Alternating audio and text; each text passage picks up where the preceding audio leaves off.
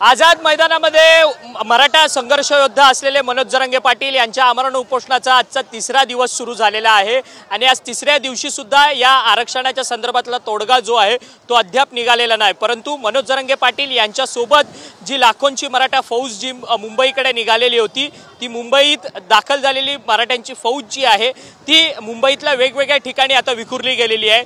मोठ्या संख्येने मराठा बांधव जे आहेत ते आपल्याला मरीन ड्राइव्ह या परिसरामध्ये आपल्याला पाहायला मिळतोय। सध्या आपण मरीन ड्राइव्ह परिसरात आहेत आणि ही दृश्य आपण पाहू शकतो की मरीन ड्राइव्ह परिसरामधली ही जी सुरक्षा भिंत आहे ती ओलांडून समुद्राच्या ठिकाणी जे टेट्रापॉड्स टाकलेले आहेत त्या ठिकाणी हे सगळे मराठा बांधव जे आहेत ते उतरलेले असल्याचं आपल्याला या ठिकाणी पाहायला मिळतंय।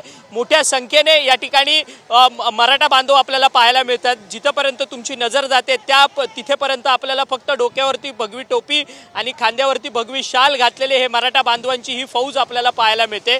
एकीकडे मराठा आरक्षणाकरता मनोज जरांगे पाटील सातत्याने आपली ठाम भूमिका मांडत आहे आणि त्यांच्या भूमिकेला सरकारकडनं चर्चेचा फक्त प्रतिसाद मिळताना पाहायला मिळतोय। परंतु आता हे सगळे मराठा बांधव जे आहेत ते मरीन ड्राइव्ह परिसरामध्ये या ठिकाणी फिरण्यासाठी आलेले आहेत आणि दुसरीकडे पोलिसांची सुरक्षा व्यवस्था या ठिकाणी लागलेली आहे। परंतु पोलिसांची सुरक्षा व्यवस्था जरी या ठिकाणी तैनात असली तरी देखील मोठ्या संख्येने मराठा बांधवांची संख्या या ठिकाणी असल्यामुळे पोलीस जे आहेत ते मराठा बांधवांना या ठिकाणी अडवू शकत नाही। परंतु मराठा बांधव आपला या ठिकाणी जीव धोक्यात घालून या ठिकाणी पोहोचलेला असल्याचं पाहायला मिळतंय आणि ही संपूर्ण गर्दी जी आहे ती आपल्याला सांगून जाते की किती मोठ्या संख्येने या मुंबईमध्ये मराठा बांधव जे आहेत ते आपल्या न्याय मागण्याच्या हक्कासाठी या ठिकाणी दाखल झालेले आहेत।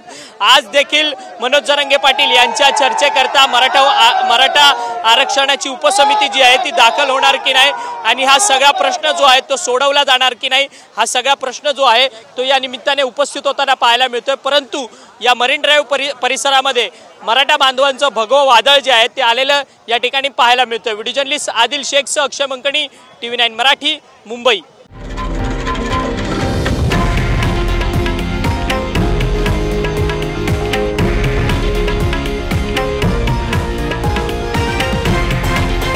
हे आहे देशातील नंबर 1 न्यूज नेटवर्क आणि आपण पाहत आहात TV9 मराठी, एकमेव।